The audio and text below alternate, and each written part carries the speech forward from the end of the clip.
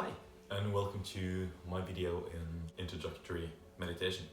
In this video, we're going to look at what meditation is briefly, and then I'm going to present simple, step-by-step guided meditation in the next video. So it's going to be in two parts.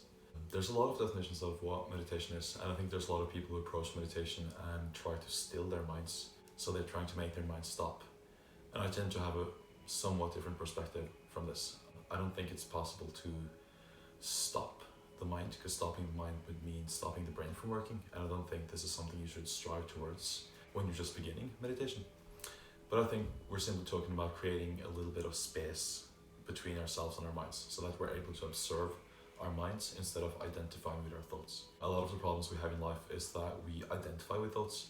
So when we feel sadness or excitement or resentment or anger or jealousy or all of these things, we tend to identify with them and think that I am angry, I am jealous.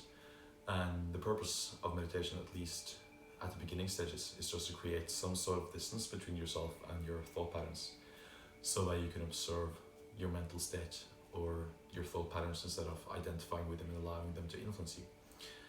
And I've been meditating since I was 16, so I've been practicing meditation daily for about 8 years. So I have quite some experience, and I especially had some experience in teaching meditation to millennials and people who live busy lives as students or employees, and people who don't have necessarily 3 hours every day to sit down and meditate. So my approach is it's better to do 5 minutes of high quality meditation than forcing yourself to sit for 3 hours every day, and you're only ending up being more angry and frustrated with yourself than you were before. This meditation I'm teaching in this two-part video is a simple Vipassana meditation. So it's a simple observatory meditation where you're just trying to observe your thoughts. You can see my other videos for some more advanced techniques, some more intermediate techniques, but this technique is simple. And as I said in the beginning, try to meditate for 2 minutes, but try to make those 2 minutes count. Or try 5 minutes, depending on what you have time for and how you feel about it. But please keep in mind that if you're more frustrated with yourself after you meditate and before you meditate, you're probably overdoing it, or you're probably expecting too much of it. And a couple of really good tips for me that have been super useful for me, taught by my teachers, is do not expect anything out of your meditations. So don't expect meditations to liberate you or make you a completely new human being every time you sit down, but try to treat every meditation you do as an experiment. So allow every experience you have during meditation to arise and fall within you, but don't try to obsess over it, and don't try to cling on to mental states you achieve through meditation. Because by doing that, you're only building up more attachment, and meditation is supposed to build up less attachment, less identification.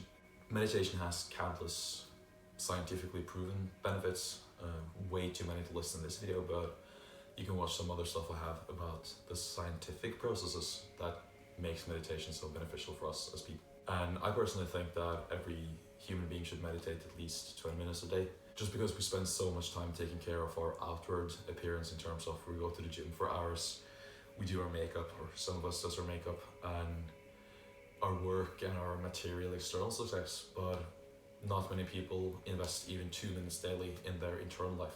And then you have people talking about there's so much mental illness with young people, and it's increasing in the Western world.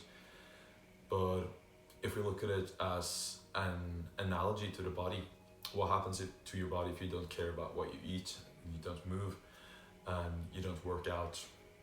The thing that happens is that your inner systems, your internal biology stagnates, and stagnation leads to sickness.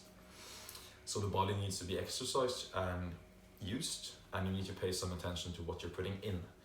And it's the exact same thing for the mind. And whereas exercise is the preventive medicine for the body, meditation is the preventive medicine for the mind. So meditating every day and taking those minutes to yourself, since you're taking hours to your external or physical appearance, creates this sort of barrier between you and mental illness. So it's sort of like a vaccine for mental illness, meditating every day. So if you meditate every day, you will ensure that you have some sort of purification in your mind. So it's like having a mental shower or cleansing your mind every day, so stuff is not able to stick to your mind for long periods of time and influence you.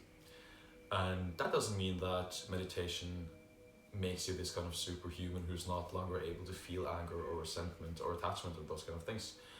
It just makes you experience them in a different way. So instead of identifying with the emotions and thoughts and clinging on to them and making them stronger, you're just allowing them to rise and then fall again. Because that's what you're basically doing when you're doing this meditation I'm teaching you now, Vipassana. What you're basically doing is allowing stuff to arise within you and then allowing it to fall. That process in itself, just the fact that you're actually observing your mind instead of just allowing it to run its course, is a strong beneficial process in itself that usually creates a very powerful personal change for people in the beginning phase of meditation. So with that being said, and if you have any questions, please drop a comment or send me a message.